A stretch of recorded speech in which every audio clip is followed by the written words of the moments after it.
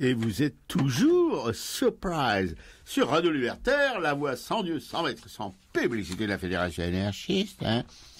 L'émission Araka qui s'est consacrée pour sa partie artistique, c'est-à-dire maintenant, à une visite que nous avons effectuée sur l'île de Chatou, là, au musée Fournaise. Bon, l'hiver c'est moins gai que l'été. On est allé en été, c'était quand même plus sympatoche. Bon, et voilà, alors ma camarade Piquécou, évidemment, qu'il faut toujours qu'elle mette son nez partout, va vous lire un extrait tiré d'un texte de Maupassant qui va vous mettre au jus de ce que c'est que les bords de Marne, l'eau. Les bords de la Seine. Ouais. Oui, parce qu'en fait, Oui, de la Seine, pardon. parce que Guy de Maupassant était un canotier. C'était un des canotiers les plus célèbres de cette maison fournaise. Il a découvert Chatou et ses environs aux alentours de 1873. Et lui qui travaillait depuis un an au ministère de la Marine, ensuite il a travaillé au cabinet de l'instruction publique des Beaux-Arts et du Culte. Et à partir de 1880, en fait, il se consacre entièrement à la littérature. Il va inventer un petit peu ce style réaliste, incisif et rapide. Et il aime écrire tout ce qu'il regarde, fait un peu à l'image des peintres qui vont en plein air et qui peignent sur le motif. Lui, il écrit en fait sur le motif, quoi.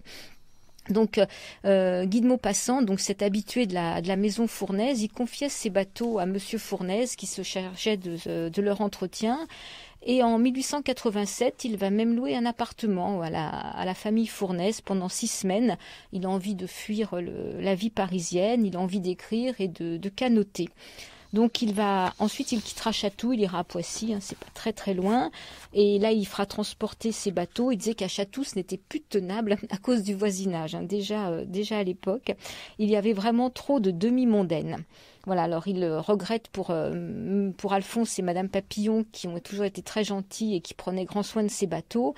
Et en fait, ce que dit Guy de Maupassant, c'est que ma seule, mon absorbante passion pendant 10 ans, ce fut la Seine. Donc la Seine, il va la raconter dans plusieurs nouvelles dont on avait lu un extrait quand on était allé à la maison Fournaise. Il y a 1 an et demi à peu près, c'était je crois La femme de Paul. Il y a un livre qui s'appelle Mouche aussi, ou une nouvelle qui s'appelle Mouche où il parle de la Seine. Et moi j'ai choisi un extrait de la nouvelle qui s'appelle Sur l'eau. J'avais loué l'été dernier une petite maison de campagne au bord de la Seine, à plusieurs lieues de Paris, et j'allais y coucher tous les soirs. Je fis au bout de quelques jours la connaissance d'un de mes voisins, un homme de 30 à 40 ans, qui était bien le type le plus curieux que j'eusse jamais vu.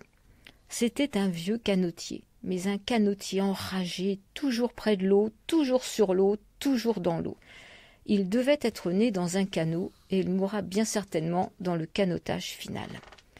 Un soir que nous nous promenions au bord de la Seine, je lui demandai de me raconter quelques anecdotes de sa vie nautique.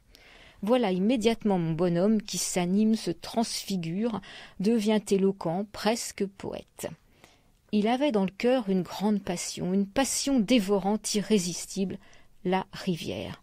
Ah, me dit-il, combien j'ai de souvenirs sur cette rivière que vous voyez couler là, près de vous.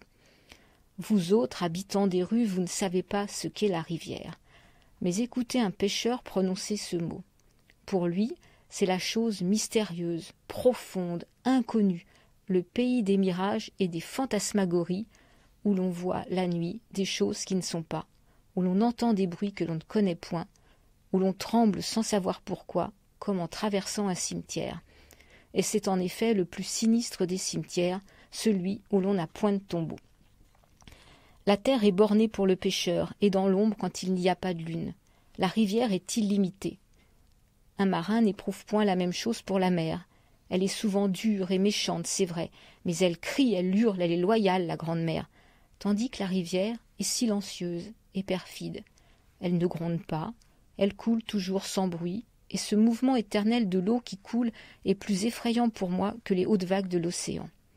Des rêveurs prétendent que la mer cache dans son sein d'immenses pays bleuâtres, où les noyés roulent parmi les grands poissons, au milieu d'étranges forêts et dans des grottes de cristal.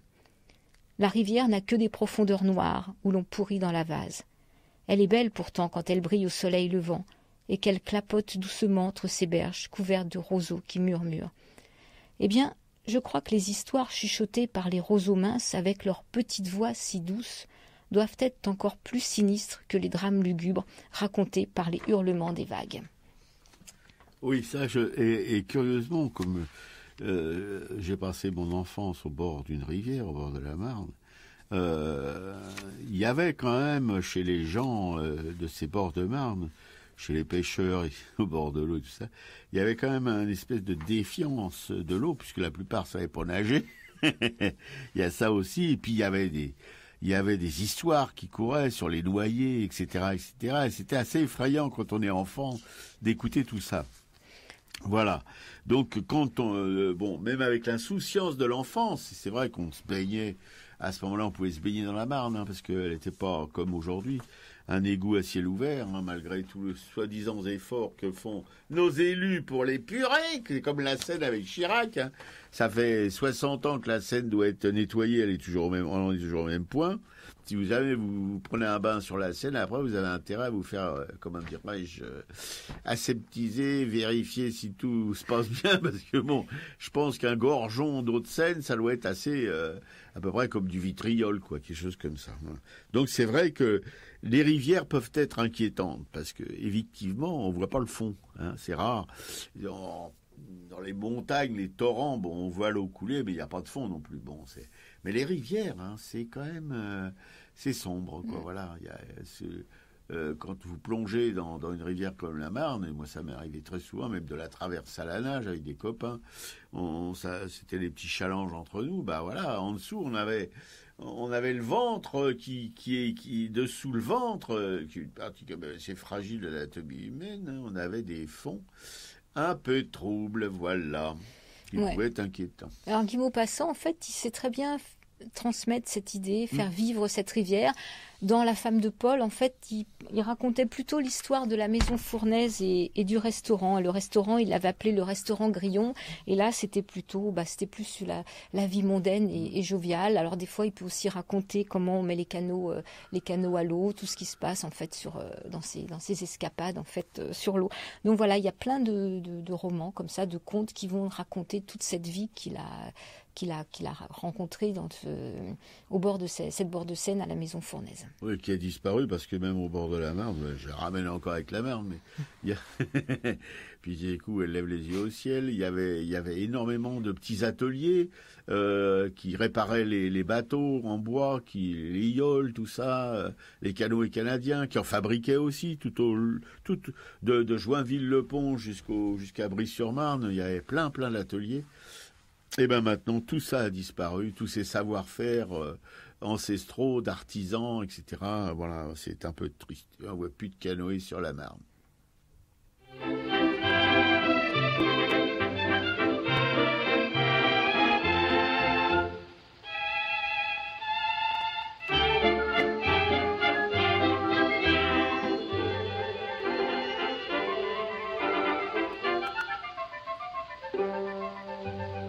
Pourquoi compliquer la vie, folie impie? Dans mon humble maisonnette, je guette ton cœur. Sur les bords de la Seine, quand revient le printemps, nous allons à Suresnes, où l'amour nous attend. Le bonheur nous entraîne dans notre nid d'amour, et loin des infortades, on ne fait qu'un. Le jour y meurt parmi les fleurs, on voit les chalands passer calmes et lents sur les bords de la Seine.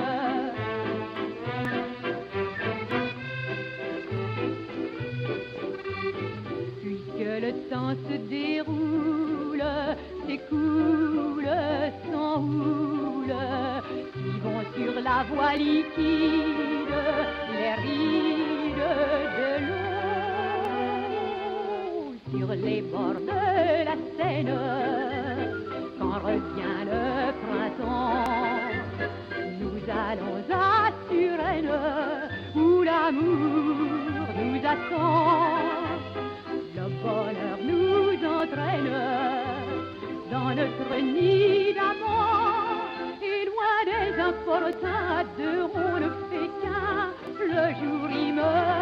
parmi les fleurs, on voit les chalands passer calmes et lents sur les bords de la Seine, sur les bords de la Seine. Quand revient le printemps, nous allons à Suresnes, où l'amour nous attend. Le bonheur nous entraîne dans notre nid d'amour. Et loin des importuns, à deux on ne fait qu'un. Le jour y meurt parmi les fleurs, on voit les chalands passer calmes et lents sur les bords de la Seine. Lise Gauthier sur les bords de la Seine. Oui, sur Radio Libertaire, la voix de la Fédération anarchiste, la voix sans Dieu, sans maître et sans publicité, à Racaille, le musée Fournaise. Et je vous donne une spéciale dédicace avec cette chanson à notre camarade ingénieur du son de Radio Libertaire, je veux dire Patrick. Je sais qu'il va adorer. Enfin bon, je sais que oui, c'était un petit peu un joke, hein, c'est pour le taquiner, parce que bon, il n'est pas fanatique franchement de ce genre de musique.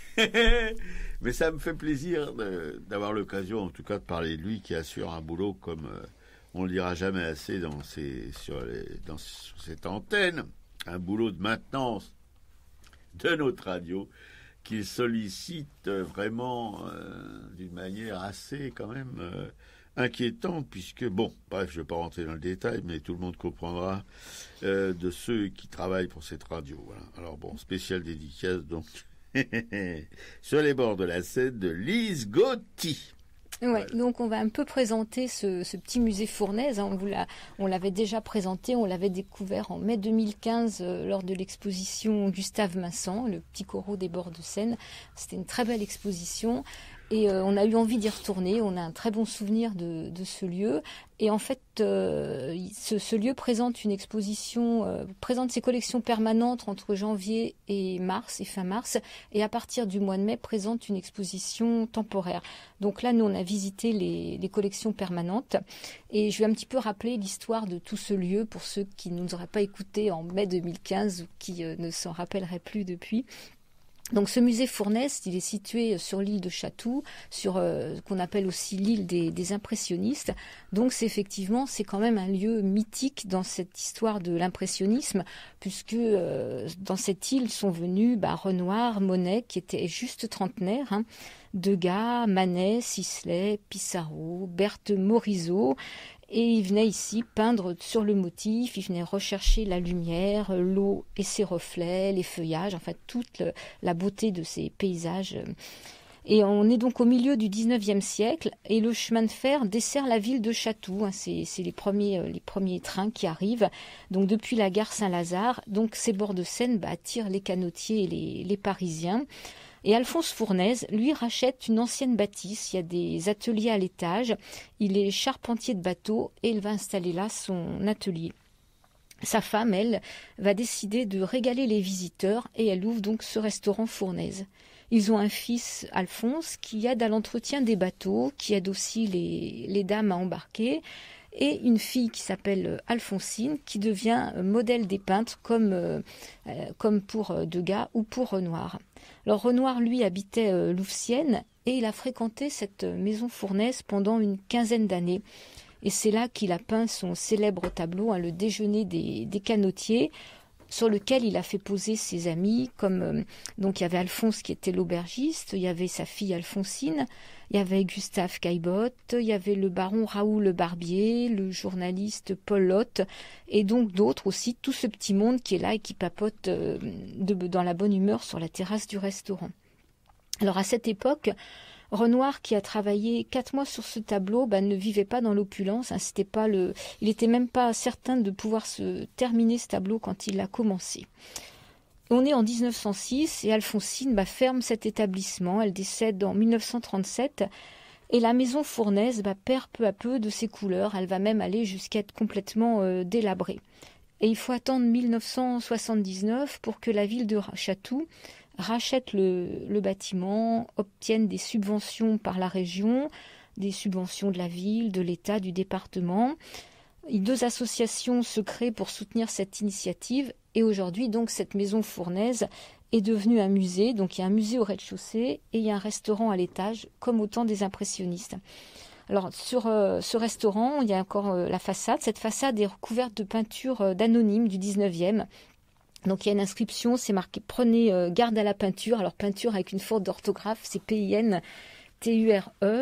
Et on a un personnage qui est décliné aux 4 âges de la vie. Et d'ailleurs, ces fresques sont reprises à l'intérieur du musée.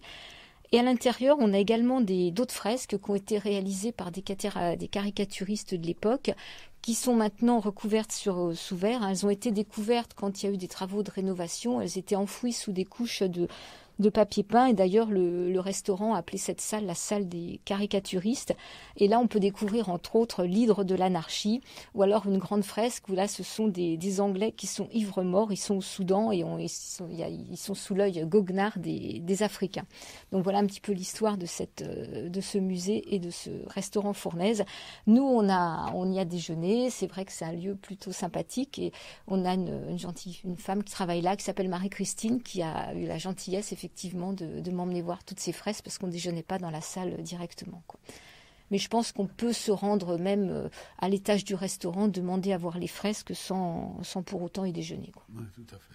Non, c'est, si vous voulez, évidemment, tout ça est bien triste, à part ce îlot, mais c'est vraiment un îlot de la maison Fournaise, l'île entre nous, on voulait faire le tour de l'île, faire un aviron. On a vite renoncé parce que il y a un truc électrique, une centrale, je sais pas quoi. Enfin, c'est des bâtiments industriels. C'est pas vraiment. On n'est même pas au bord de l'eau, etc., etc. Donc, on a renoncé. On a voulu aller faire le chemin des peintres de l'autre côté de la Seine, à côté Chatou. Même chose. Enfin bon, c'était la rive. La rive était farcie, si on peut le dire, hein. Comme un gâteau de Noël de saloperies, de plastique, de boue, de décharge, quoi. Alors sur le côté gauche, côté de la terre, il y avait des belles pièces, des belles maisons, de belle architecture quand même qui perduraient. Mais enfin bon, c'est pas ce qui fait le charme des rives de la Seine. On est très très très très loin. On peut même pas imaginer que la Seine a été à un moment un endroit bucolique, idyllique pour les promenades, etc. Du dimanche et tout. C'est vraiment devenu sur les deux rives, hein, c'est horrible. Et l'église de Chatou est entourée de bâtiments aussi complètement modernes. Je pense qu'il y a eu là, je sais pas, un ouragan, ça qui a tout viré, mais bon. C'est très très très très triste, à part ce petit îlot, quoi. Ouais, c'est ça. Il faut vraiment se concentrer sur l'îlot. Alors, quand on l'avait découvert au mois de mai, effectivement, la végétation était beaucoup plus dense, ce qui fait que les bâtiments moins esthétiques étaient masqués. Donc, c'est vrai que c'est plutôt une promenade. Si on veut vraiment replonger un petit peu dans cette ambiance des impressionnistes, il faut plutôt y aller à partir du printemps. Ouais, voilà, c'est ça. Mais en même temps, si vous voulez, vous faites pas trop d'illusions. Hein, ça n'a rien à voir avec les peintures du 19e siècle qu'on peut contempler dans la collection permanente ou qu'on peut contempler dans d'autres lieux muséaux. Non, c'est vraiment à des années-lumière de tout ça. Et vraiment, il faut faire preuve d'une imagination débridée pour pouvoir retrouver, si vous voulez, même des parcelles infimes de ce qu'ont été les bords de Seine au XIXe siècle. Ouais. Alors nous, on a eu l'occasion à la fin de notre visite de cette collection permanente de rencontrer Anne Galloyer, qui est la conservatrice de ce musée. On a discuté avec elle pendant un petit moment, et donc on a ramené un fichier audio là où elle raconte un petit peu l'histoire de ce musée, de ses collections permanentes, l'acquisition des œuvres, et puis en dernière partie d'entretien, elle parle des visites qui sont organisées avec des enfants. Nous, effectivement, on a rencontré une classe qui était là, et avec Carole, c'est son assistante qui expliquait un petit peu aux enfants tout ce travail de tableaux et de peinture. Donc voilà, sur l'entretien, dans la dernière partie, elle nous parle un petit peu de tout leur travail auprès des scolaires. Vous, il y a longtemps, vous êtes... Moi, ça fait 20 ans. Ouais. Ça fait 20 ans que je suis là, donc le musée avait 5 ans quand je suis arrivée. En fait, on a évolué ensemble. Ouais, on a mûri ensemble. Le musée était tout petit, il y avait une collection qui était un noyau un noyau avec des tableaux trouvés dans le grenier de la mairie, avec des gravures, des collections d'imprimés qui ont été achetées par le premier conservateur, avec l'association des amis de la maison de Fournaise qui achetait aussi. Et puis, mais c'était un noyau avec quelques tableaux et plutôt très documentaire avec des documents du 19e. Et puis en 20 ans, voilà, la collection, quand on me dit c'est chaque année pareil, moi en 20 ans, enfin la présentation de la collection n'a plus rien à voir. Moi je l'ai vu complètement évoluer parce qu'à tous les 1 an ou 2 ans, il y a un tableau nouveau qui arrive. Donc ça fait quand même pas mal de pièces qui se sont renouvelées, il y en a qui ont été données. Les 4 ou 5 que tu as vus là, ils étaient là la dernière fois? Non, c'est ceux du musée Vernon. Ouais, c'est ça. On les a rassemblés pour qu'il n'y ait vraiment pas de confusion. L'exposition s'appelle Au bord de l'eau, donc on a pris dans la collection toutes les œuvres qui avaient ce thème de l'eau. Donc on n'a pas mélangé avec d'autres choses qui sont très intéressantes, mais qui ne sont pas forcément faciles à faire valoir au milieu des scènes de canotage et de ces paysages. Par contre, on n'a pas voulu noyer les tableaux de Vernon ensemble, parce que ça reste quand même une invitation de 2 petits mètres de Vernon, et ils sont rassemblés dans cette grande vitrine avec bien sous-titré, mais je voulais pas qu'ils soient noyés au milieu du reste. Ça n'aurait pas eu de sens, et ça permet de montrer le partenariat entre les 2 institutions qui, pour le coup, Vernon fait donc une exposition importante en tandem avec le musée de Mantes-la-Jolie, Vernon s'occupant de la scène de loisirs, alors loisirs au sens large, c'est pas forcément que les loisirs sur l'eau, et puis Mantes-la-Jolie, la scène et le travail dans la tradition aussi de ses collections, puisque elle a des collections importantes de Luce qui s'est beaucoup intéressée au monde ouvrier. Au monde ouvrier. Donc c'est d'où ce tandem. Du coup, c'est la raison pour laquelle on a ces 5 tableaux pour permettre au musée de Vernon de choisir très librement ce qu'ils souhaitent dans nos collections pour pouvoir être présentés à Vernon. C'est vrai que pour l'exposition l'an passé, ils nous ont prêté aussi un très beau tableau de Goethe. Donc, et puis en plus, vraiment, la réponse a été très spontanée et immédiate de leur part. C'est une histoire de quelques secondes par mail. Donc, c'est à Arveuil là qu'on a vu celui de Massan. Donc je ne sais pas si c'est votre propriété, c'est de la Seine qui est recouverte de neige. Là. Oui, alors c'est nous qui l'avons trouvé, ce tableau. Alors qu'ils l'avons trouvé, on a trouvé sans le trouver, puisqu'en fait c'est un tableau qui est conservé en fait au musée de Belfort, qui est une propriété de l'État, donc du musée d'Orsay pour cette période-là, et qui a été acheté par l'État en 1895, l'année de l'exposition de ce tableau au Salon. C'est le seul achat de l'État pour un Minsan, et en fait il est parti directement à Belfort, parce qu'on a dû penser que paysage de neige glacée, ça irait très bien pour cette ville. Pour cette ville. Alors du coup quand on a préparé l'exposition Minsan, je m'en souvenais pas, mais j'ai retrouvé dans mes archives il y a quelques jours que j'avais déjà mention de ce tableau, et en fait je m'en souvenais pas parce que j'avais une photocopie qui était noire. Donc en fait j'ai pas pu reconnaître l'image. D'ailleurs j'ai montré à Carole, je dis mais oui, vous pouvez pas reconnaître, c'était impossible de reconnaître l'image. Et en fait, donc je dirais qu'on a un peu retrouvé dans le sens où on a procédé à notre demande de prêt auprès de Belfort, évidemment du musée d'Orsay.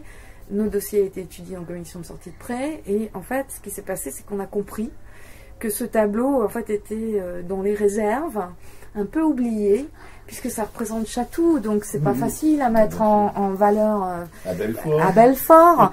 Donc ce pauvre tableau était oublié, n'avait pas été exposé depuis longtemps. Apparemment le cadre était perdu. Donc je ne l'ai pas vu dans l'état où il était arrivé après presque 100 ans. 100 ans, et donc il y a eu une restauration qui a été faite. Alors il n'était pas, c'était juste le vernis qui jaunit. Et puis tous les tableaux de Minsan jaunissent son couleur café. Donc c'est pas parce qu'il a mal été entretenu, c'est que j'ai vu ça dans collection privée, etc. Donc Donc il a été nettoyé, réencadré, et je suis allée le chercher, donc je suis très contente qu'on l'ait exhumé, oui, quelque part un peu exhumé.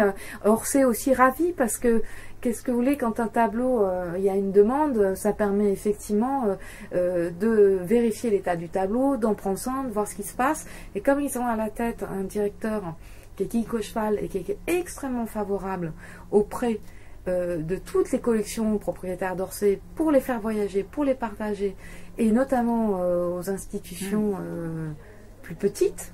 Donc du coup, ça participe à ce mouvement, vraiment à cet enrichissement. Alors c'est sûr que, bon, je sais qu'il est parti là-bas, je ne l'ai pas su par Rueil, je l'ai su par les visiteurs qui, comme vous, se sont dit, en fait, il y a Gros Vincent. Voilà, donc ça et vous ne pouvez pas le piquer? Alors, c'est pas ça. Mon souci, c'est que j'aurais bien aimé demander en dépôt, parce que, effectivement, pour Belfort, ça perd de son sens, Chatou, ça a tout son sens. Mais mon souci, c'est que j'ai pas de réserve. Et je peux pas le mettre en permanence parce que c'est si petit.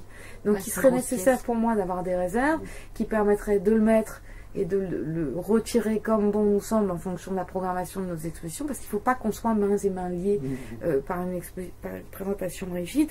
Voilà, ça me plairait. Mais tant que je ne suis pas en mesure de pouvoir le mettre en réserve, je ne peux pas faire cette demande de dépôt. On a une petite programmation culturelle qu'on appelle des cafés-causeries. Donc ce sont des conférences, mais pour que ce n'ait pas le côté c'est pas pompeux, c'est pas le bon mot, mais on va dire peut-être plus impersonnel de la conférence, avec une grande salle, je sais pas si on a 50-80 personnes, vous avez le conférencier qui est sur une petite table, ça, il peut être même sur une scène, etc. Là, c'est tellement petit, on met 25 personnes, on est déjà à saturation dans la pièce, mais voilà, on fait là-haut, et comme ça s'appelle Café Causerie, on veut qu'il y ait cet échange, donc de faire réagir les gens sur des tableaux. Donc évidemment, je raconte toujours la même histoire. C'est juste un autre ton qui peut être utilisé. Et l'idée, c'est effectivement qu'on échange pendant la causerie. C'est bien pour ça qu'on dit c'est une conférence, mais c'est bien l'idée d'une causerie. Et si c'est une causerie, il y a bien un dialogue entre les deux parties. Et puis après, on fait ce petit café. Et je vous dis pas, même des journées comme mardi, il fait quand même pas beau. Il neigeait, il s'est mis à dégringoler, cette neige très bizarre. Et les gens ils sont quand même venus. On a fait en fait l'histoire de la maison. Parce qu'après tout, on l'avait pas vraiment fait dans notre programmation, donc pour démarrer.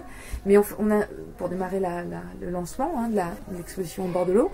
Mais on invite aussi des personnalités avec lesquelles on travaille. Donc on a invité l'année dernière quelqu'un qui travaille pour les transports de Vaudard. Donc c'est important. Voilà, on va inviter un collectionneur, on invite des comédiens.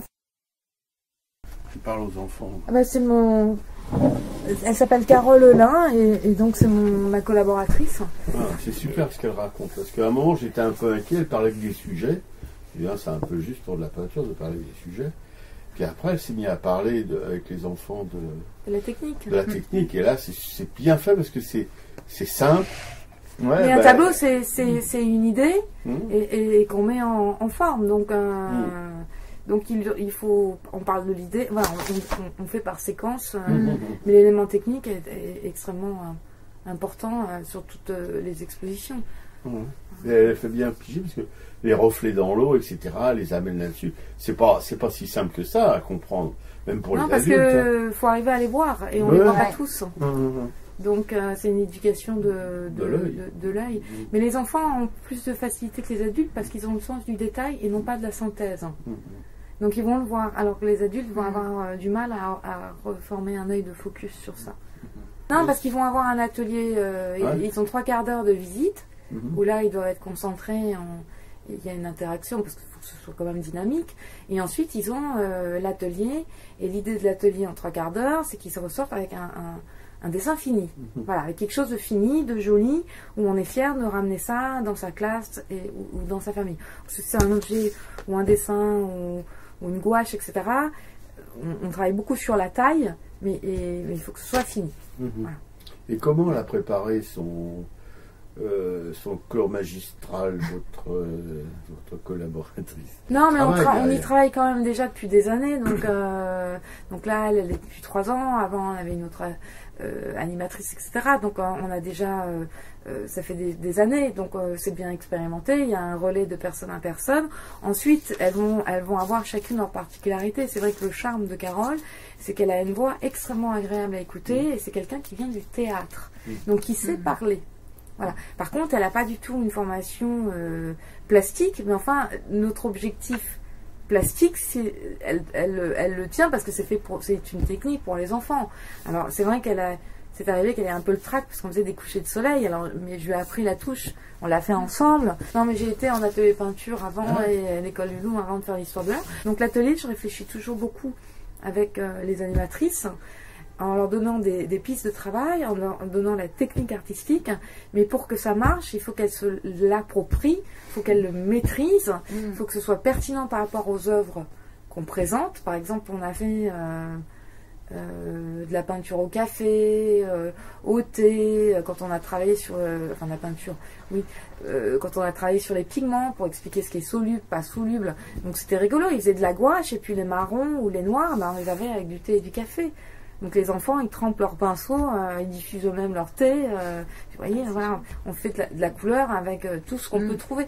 Voilà, on essaie toujours de trouver des idées simples, mais marquantes, claires, et surtout qui ressortent avec un petit quelque chose fini.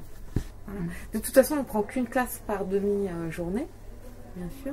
Après, Carole comme elle a des talents d'écriture, elle a écrit des contes pour enfants, donc parce qu'on nous demande beaucoup les maternelles. Les maternelles, on leur dit, ils ont eu le temps de venir au musée, ils sont encore très petits, donc du coup, on a fait une solution plus douce, qui est d'avoir écrit des contes inspirés des tableaux. Donc voilà, c'est Renoir le renard, mais il faut qu'ils soient sur des choses. Voilà. Puis ça, c'est forcément avec des images des tableaux, puis ils vont réagir, mais les 4 ans ou les 5 ans sur l'exposition des femmes et silences de la peinture sur les droits de la femme, je vois pas bien ce que ça peut faire là-dedans, quoi. Vous voyez, donc là, par contre, elle a fait du coup des contes sur la vieillesse, sur la beauté, les princesses qui sont méchantes, la vieillesse qui peut être très belle, généreuse, etc. Enfin, elle est repartie sur des grands poncifs, des contes, et ça a marché. On a une proposition pour tous les âges. Je vous dis, les maternelles, on était plus... Voilà, maintenant on s'est adapté, c'est aussi en raison des compétences, des intérêts et des forces de l'équipe. Et puis on a aussi des propositions pour les collégiens et les lycéens, très différentes, où l'idée... alors d'abord on doit s'adapter, pour le coup se fondre dans le programme, donc un programme plutôt qui vient illustrer les cours de français des écrivains autour de Zola, Maupassant, etc. Et avec 2 formules, soit une visite, on va dire, assez traditionnelle. Alors on essaie toujours quand même de créer un petit atelier. Par exemple, Maupassant a été critique d'art, donc on leur demande de réaliser une critique en 5 lignes d'un tableau. Ils ont l'habitude d'écrire maintenant avec leur machin, etc. Mais voilà, je dis, on n'est pas là pour juger, vous aimez, vous aimez pas, c'est pas mon problème. Ce que je veux, c'est un argumentaire, une critique soit justifiée, etc. Puis ça s'écrit vite. Donc on a aussi d'autres propositions avec un acteur qui fait des lectures à voix haute. Et du coup, après, ça engendre un débat. Alors le sujet du débat est très libre. L'idée est plutôt d'aller dans le sens de l'intérêt et des questions et de la curiosité des enfants, de ces jeunes. Si on sent que ça part pas, évidemment, on va le lancer. Ça peut être sur l'écriture de Maupassant, ça peut être sur les sujets abordés, comme ça peut être sur le métier d'acteur, sur le travail. Voilà, ça peut être des choses très variées. Oui, et d'ailleurs, la conservatrice nous indiquait qu'il y a des gens qui viennent de loin, de Rouen, des classes qui viennent de Rouen, vous imaginez? Et alors, elle leur posait la question, pourquoi vous venez de Rouen? Il n'y a rien à Rouen. Si, mais on aime beaucoup la manière dont ce musée, si vous voulez, vit, propose des activités, etc. Et on préfère venir ici parce que là, on se sent... Voilà, et effectivement, quand on voit le travail, quand on peut écouter un peu...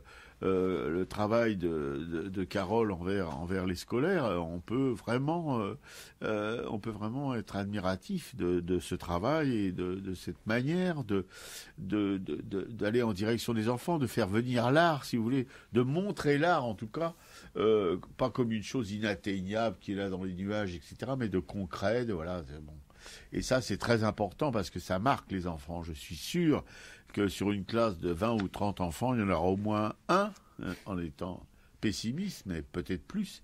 Et même s'il n'y en avait qu'un, si je veux dire, ça peut le porter toute sa vie. Voilà. Et c'est dommage, on n'a pas pu passer toute la totalité de l'entretien parce que bon, c'est pas fait dans des conditions optimales pour après une écoute sans problème, mais elle a tout au long du moment qu'on a passé avec elle s'est expliquée sur plein d'aspects de son métier, en tout cas dans ce musée. Par exemple, sur les réserves, c'était très important, la réserve. On n'imaginait pas, mais oui, parce que, si vous voulez, ça restreint un petit peu, si vous voulez, le catalogue des œuvres qu'elle peut montrer, voilà, parce que sans réserve, vous avez, alors évidemment, c'est un peu embêtant, mais en même temps, c'est un effort méritoire, en tout cas pour la mairie de Chatou, d'avoir supporté ce projet, qui effectivement dans d'autres endroits, je voudrais parler de la petite ville de Bourges où j'habite, hein. Où la municipalité s'est ingéniée pendant 40 ans à détruire tout ce qui pouvait rappeler le passé populaire, en tout cas, de cette petite ville, avec ses guinguettes, avec toutes ces choses qui parlaient d'une époque où les gens, où les ouvriers venaient de la capitale pour prendre l'air, voilà. Et à Chatou, non, on a essayé de ressusciter une partie, en tout cas, une partie importante de l'histoire des bords de Seine, et avec cette conservatrice et sa petite équipe qui font vivre ça, voilà, ce sont des choses, ce sont des moments pour nous, en tout cas, assez, comment dirais-je, importants de nos petites pérégrinations là dans les lieux muséaux de province, de banlieue, etc. Voilà, on touche là une proximité avec les visiteurs qui est assez rare quand même. Voilà, bon, on va mettre une pause musicale. Je pense qu'on a un petit peu synthétisé tout ce qu'on avait un petit peu raconté avec Anne Galloyer. Oui, on pourrait pousser le bouchon plus loin, Max, mais bon, voilà, on va pas vous saouler non plus avec nos vapeurs. Non, après on parlera un petit peu des tableaux, de ce qu'on a vu quand même dans ces collections permanentes. La guinguette a fermé ses volets, les joyeux triolets de l'accordéon fusent. On voit comme sur un écran les profils inquiétants dont les ombres s'amusent. On dit que pourtant un costaud qui frise à l'échafaud pour des vendus qui rusent vient d'entrer rageur en vengeur, oui, mais la guinguette a fermé ses volets. Le rythme des pas incertains, soudain, serait-ce l'heure? Et dans l'accordéon plaintif, craintif, un son demeure, des jurons de voix mâle et des râles, la chute de corps lourds, hargneux, des coups sourds. La guinguette a fermé ses volets, le même son inquiet de l'accordéon glace. On voit comme sur un écran des couples haletants dont les ombres grimacent. On devine au choc la fureur des costauds en sueur qui roulent et qui s'enlacent. On voudrait bien voir et savoir, oui, mais la guinguette a fermé ses volets. Le calme revient brusquement, vraiment, était-ce un leurre? Pourquoi ces sanglots convulsifs, furtifs, des femmes pleurent? Là-bas, un groupe traîne vers la Seine, quelques paquets maudits qui sombrent en la nuit. La guinguette a rouvert ses volets, les joyeux triolets de l'accordéon fusent. Les lampions éclairent discrets, les couples guilleraient en leurs ombres confuses. On dit que ce soir le costaud qui frisa l'échafaud pour des vendus qui rusent est sorti très gai, est-ce vrai? Oui, mais la guinguette avait mis ses volets.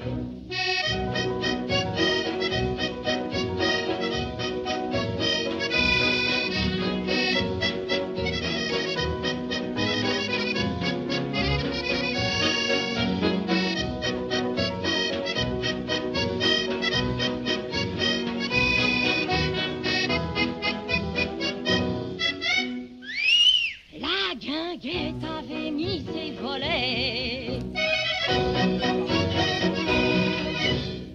La guinguette a fermé ses volets par Damiens. Oui, alors, bon, vous avez pu remarquer qu'il y avait eu un petit bug là avec notre enregistrement, mais Piquécou va réparer ça parce que quand elle le mettra sur le blog, ça sera, vous pourrez écouter l'intégralité de cet enregistrement. Ouais, on mettra l'intégralité sur le blog, mais je pense qu'on a bien résumé tout ce qui avait été dit. Je pense même qu'on en a dit un petit peu plus en fait. Ouais, bien sûr. Donc maintenant, on va peut-être un peu évoquer tout ce qu'on a vu en fait dans ce musée Fournaise, hein, toutes ces collections permanentes. Enfin, c'est une exposition qui s'appelle Au bord de l'eau. Donc justement, Anne Galloyer s'est efforcée de ne prendre dans leur fond que les tableaux qui concernaient l'eau et le canotage. Alors, ce qui reste quand on arrive quand même dans ce musée, ça c'est même quand il y a des expositions temporaires, c'est quand même cette yole, là, cette grande yole qui descend du plafond. Et puis l'histoire de la maison avec des reproductions des tableaux de Renoir, dont le déjeuner des canotiers, le portrait de Monsieur Fournaise. Donc ça, c'est dans l'escalier qui nous permet d'accéder au début des collections permanentes. Alors, là, c'était pas au bord de l'eau, mais c'est quelque chose que j'aime beaucoup. C'est déjà ces deux grosses têtes. Il y avait deux grosses têtes de fêtes foraines, en fait, des grosses têtes en papier mâché. Alors ça, moi, c'est quelque chose que j'ai bien aimé, là, qui nous attendait dans l'escalier. C'est des têtes qui avaient été retrouvées justement aussi dans la maison Fournaise, avant tous les travaux de restauration. Ouais. Sinon, je voudrais insister un peu sur la yole qui est exposée et pour vous dire, c'est la beauté, l'élégance de ces embarcations qui se baladaient sur la Seine à ces époques épiques avec des gentes dames et des jolis messieurs, et des moustaches en guidon de vélo. Voilà, c'est des canotiers, c'est vraiment magnifique. Et c'était construit dans les petits ateliers artisanaux comme l'atelier de ce monsieur Fournaise, c'est ça, voilà, sur l'île de Chatou. On a cru repérer où était son atelier. Et voilà, c'était des artisans qui construisaient ces yoles, mais c'est vraiment magnifique comme travail et comme ligne, etc., etc. Voilà, je voulais insister un petit peu là-dessus parce que perso, je suis très sensible à la construction navale en bois, voyez-vous. Ouais, alors sinon, pour les tableaux, quand on arrive, on monte cet escalier et sur la droite, le premier peintre qui est représenté, c'est Adrien Karbowski. Alors lui, c'est un artiste d'origine polonaise qui était peintre et décorateur. C'est pas possible, avec un nom comme ça, c'est un polonais, voilà. T'es sûr? Il travaillait dans des villas et des théâtres. D'ailleurs, il a fait la salle des mariages à Nogent-sur-Marne. Robert, toi qui aimes bien parler de Nogent. J'aime bien en parler pour dénoncer les pratiques, les turpitudes de cette petite ville. Donc si on veut voir Adrien Karbowski, on peut aussi aller à la salle des mariages de la mairie de Nogent-sur-Marne. Et sinon, donc, je vous le conseille pas. C'est un peintre qui a vécu à Chatou et qui allait se détendre sur les bords de Seine, justement, pour peindre un peu la douceur des paysages. Donc là, il y a quelques tableaux d'Adrien Karbowski. Il y a un autre peintre qui s'appelle Raymond Allègre, qui a peint la Seine à Chatou. Alors lui, c'est un peintre provençal et orientaliste qui était venu à Paris suivre une formation en beaux-arts. Il y a Albert Perrusso, alors lui, tu dois t'en souvenir, c'est celui qui est dans la dernière salle, qui a un style plutôt pointilliste et japonisant. Il y avait des grands tableaux dans la salle du haut. Lui a vécu à Chatou aussi et il travaillait au siège de la SNCF à Paris. Et ensuite, donc, il était parti vivre dans la Manche, il est parti vivre à Saint-Père-sur-Mer. Il y a un peintre, Maurice Catina. Alors Maurice Catina, ce qui est important, c'est que c'est un peintre de Chatou et c'est lui qui avait tenté de racheter cette maison Fournaise pour la préserver dans l'idée de créer le musée. Et en fait, c'est son fils, plus tard, Jacques, quand il a été maire de Chatou, qui va réussir donc à racheter le lieu et à le sauver du délabrement et de la ruine. Ah, ça c'est intéressant. Et Maurice Catinat, il y avait une grande exposition en 2004, parce que dans le restaurant, il y a encore cette grande affiche, et il y a un tableau aussi de Maurice Catinat dans le restaurant. Il y avait aussi un tableau de Charles Camoin, qu'on connaît un peu plus, hein, c'était Canotage près des bords de Seine. Il y avait Fernand Fernel, qui a peint l'île de Chatou. Maurice Réalier Dumas. Alors lui, c'est les fresques justement qui après en extérieur sur les 4 âges de la vie. Donc là, c'était remplacé par des copies. En fait, ces 4 âges de la vie expriment le poème d'Ovide. Donc ce Maurice Réalier Dumas était canotier et c'était un grand ami d'Alphonsine Fournaise et il est même décédé dans cette maison fournaise. Et il y avait aussi des tableaux donc de Gustave Vincent qu'on avait déjà pu voir lors de l'exposition Gustave Vincent. Et au milieu de tout ça, comme il y a eu des prêts, il y a eu des échanges avec le musée de Vernon, des tableaux qui sont partis, parce qu'une exposition au fil de l'eau va ouvrir début février à Vernon. Donc le musée de Fournaise a fait un échange et a récupéré quelques tableaux de ce musée de Vernon. Il y en avait 4, je crois. Ouais, donc, 4, ouais. comme elle parlait de 2 petits maîtres, hein, c'est Jacques Panard, donc lui, avec peint une barque sur un bord de Seine. Et il y a Pierre Maubert. Alors Pierre Maubert, moi, ça m'a énormément plu. Non, c'est pas possible. Ça sort au milieu des autres. C'est des couleurs c'est une touche un peu impressionniste, mais pas complètement. C'est des bleus, des verts qu'on n'a pas l'habitude de voir, justement. Donc là, il y avait des barques sous un saule. Un qui s'appelait La Vagabonde, donc je pense que c'est un bateau qui est un peu au milieu de l'eau. Et puis il y avait Barque et Péniche. Et j'ai cherché un petit peu plus qui était ce Pierre Maubert et j'ai malheureusement rien trouvé sur sa vie, quoi. Donc ça doit être un bon. Si on trouve Alors là, je rappelle, le scénario s'est répété, hein, comme maintes et maintes fois. Quand Picquécourt commence à sautiller dans les tableaux, c'est que là, elle a été touchée, hein, plein cœur. Ouais, c'est une très bonne idée, ces tableaux du musée Vernon, parce que nous, on était allés voir une exposition sur Rosa Bonheur au musée Vernon. J'ai pas souvenir qu'on avait pu voir ces tableaux. Non, c'est la première fois qu'on les voit, je crois. Ouais. Ouais. Et il y a vraiment une touche, j'insiste, hein, c'est vraiment une touche particulière qui ressemble pas à ce qu'on voit d'habitude. Non, pas du tout. Non, c'est assez, comment dire, c'est pas précieux du tout. C'est tout le contraire de Dupré, hein. Non, là, c'est paf, paf, paf. Il y avait même des rouges, des oranges, des jaunes aussi, je pense. C'était pas simplement des verts et des bleus, hein. Ouais, moi, c'est le vert et le bleu qui m'ont vraiment sauté aux yeux, quoi. Ouais, d'accord. Avec il y a peut-être des lumières rouges. Enfin, c'est. Ouais. Non, moi, je reconnais que Picquécourt a vu juste. Moi, perso, j'avais pas tout à fait remarqué, vous, parce que bon, faut dire qu'il n'y a pas grand-chose pourtant, mais bon. J'étais toujours avec mon Dupré, moi. Ça m'a marqué pour un moment. Le gruppelé de l'atelier Grognard. Ouais. Alors, il y avait aussi ça, moi, j'aimais moins quelques tableaux, ce qu'on appelle des chromos. Bon, je trouvais ça moins intéressant. Moins intéressant, tout à fait. Ouais. Non, mais c'est, vous attendez pas à voir une rétrospective, hein, de 250 œuvres. Non, il y en a combien? Une vingtaine? 25, 30, je sais pas. Enfin, c'est vraiment très peu. Mais en tout cas, l'hiver, tout est tellement triste à l'extérieur que là, il y a des couleurs, c'est l'été, c'est les balades au bord de l'eau. Donc, voilà, on a un œil un peu plus, accommodant, conciliant. Mais bon, c'était quand même pas beaucoup, enfin, je veux dire, pour un visiteur qui se déplace, qui fait un parcours quand même assez important en moyen de transport public, c'était un peu juste, quoi, on va dire. Ouais, ça permet de prendre un premier contact. Ouais.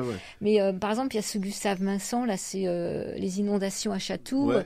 Moi, je trouve fantastique ce tableau, quoi, cette maison là. C'est vrai que on distingue pas forcément, c'est un peu noyé tout ça, mais il y a ce bâtiment, cette scène qui est partout, et ce rameur qui en fait qui vient enlever les gens de la maison, quoi, qui les transporte. Ouais. Ce petit bateau.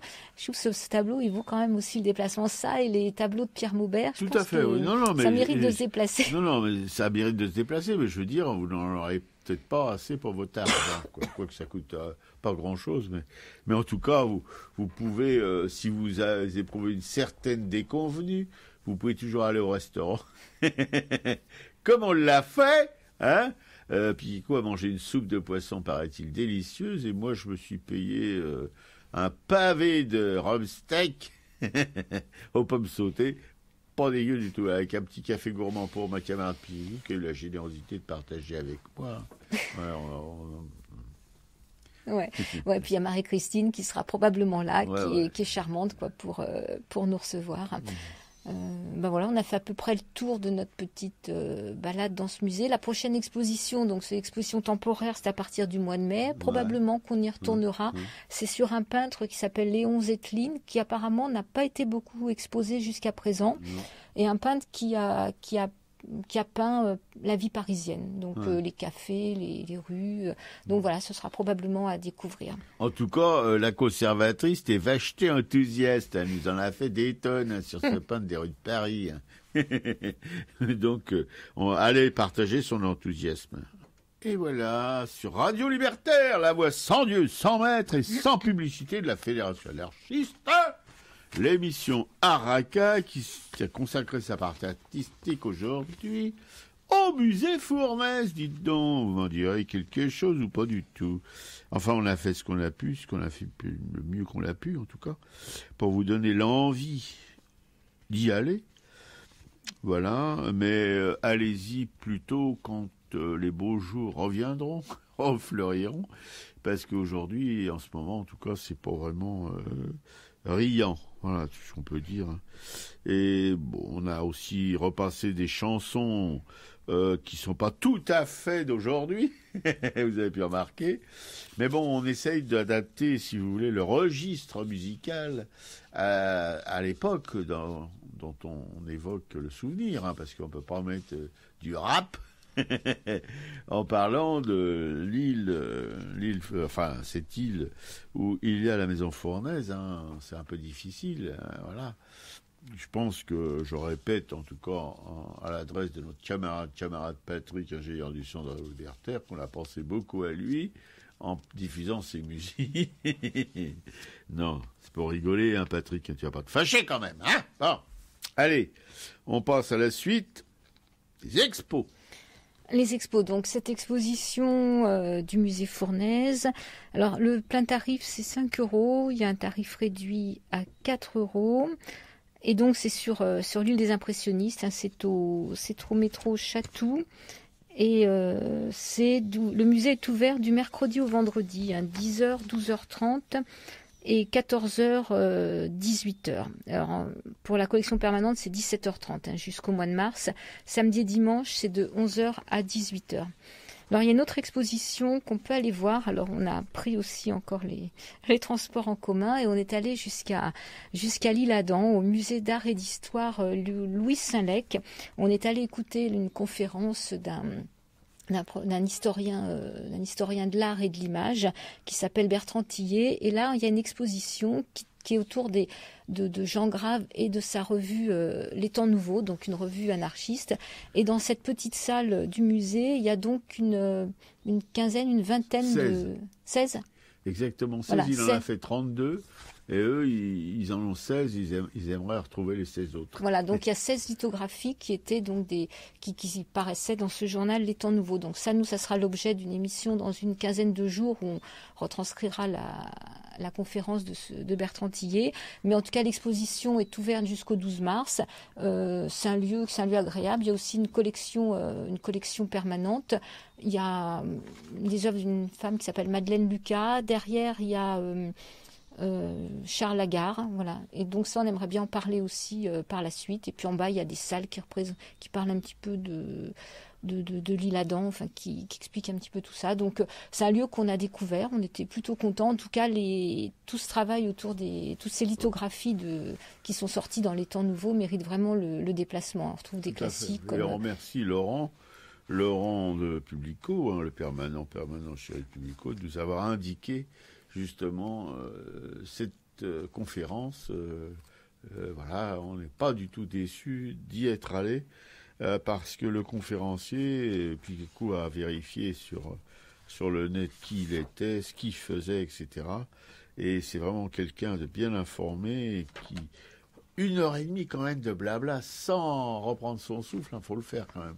Mais très compréhensible, le blabla est passionnant. Voilà, donc ça c'est jusqu'au 12 mars. Donc il y a toujours après, c'est les expositions dont on a déjà parlé, hein, celle à l'atelier Grognard, peindre la banlieue, qui est ouverte jusqu'au 10 avril. Donc ça c'est à Rueil-Malmaison. Il y a l'exposition donc Basile au musée d'Orsay sur la jeunesse de l'impressionnisme jusqu'au 15 novembre, jusqu'au 5 mars, jusqu'au 5 mars 2017. Et toujours à la Rumeur, un petit restaurant à Lille vers la porte de Valenciennes. Là, donc c'est au 57 rue de Valenciennes, des gravures d'Agnès Dubart. Jusqu'au 3 mars. Ouais, jusqu'au. Vous vous rappelez d'Agnès Dubart, hein, vous en avez parlé, on avait fait une émission, on était allé l'interviewer là-bas à Lille, à ce petit atelier. Bon, alors on en parle maintenant régulièrement, évidemment, parce qu'elle nous communique ses expos et tout ça. Voilà, on a fait à peu près le tour des expositions qui nous envient. Donc il y aura celle du musée Vernon, au fil de l'eau, sur la partie loisirs de l'eau. Donc, mais ça, c'est seulement à partir du mois de février, de la mi-février. Donc on en reparlera à ce moment-là. Ouais, dans le culturel de la semaine, on n'a rien en magasin, sauf que dans les semaines à venir, il va y avoir un film qui s'appelle, tu sais, sur les... T'as vu ça sur le site de Mermet, là Ah oui, qui s'appelle La cigale, le corbeau et les poulets. C'est un film d'Olivier Azam qui parle d'un village du sud de la France qui a été pointé du doigt parce que Sarkozy avait reçu des menaces de mort et d'un seul coup on s'est précipité sur ce petit village et on a pensé que c'était ses habitants parce qu'il y a quelques gens qui sont un peu en marge, qui sont là, qui font de la musique. Donc ce film raconte tout ça. Mais comme quoi, il faut faire attention à ce qu'on dit maintenant, parce que bon, ça peut être très vite interprété de la pire des manières, et on peut voir débarquer les casques à pointe. Et quand ils débarquent, je veux dire, on s'en souvient. Hein. Voilà, alors bon, quand on aura vu le film, on vous en parlera, bien sûr. On espère que ça passera au Méliès à Montreuil. Ouais, ça va passer à Montreuil. Il y a aussi peut-être le film de Lucas Belvaux, faut voir, qui s'appelle Chez nous, donc qui parle du Front National. Oui, ça aussi, je pense qu'il faudra le voir, mais on vous en parlera quand on aura nous-mêmes visionné ces chefs-d'œuvre.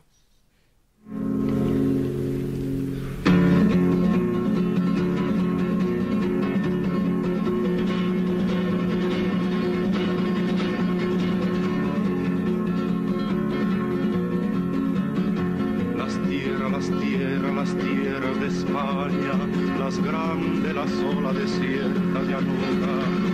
Galopa caballo cuatralbo, jinete del pueblo, que la tierra es tuya. A galopar,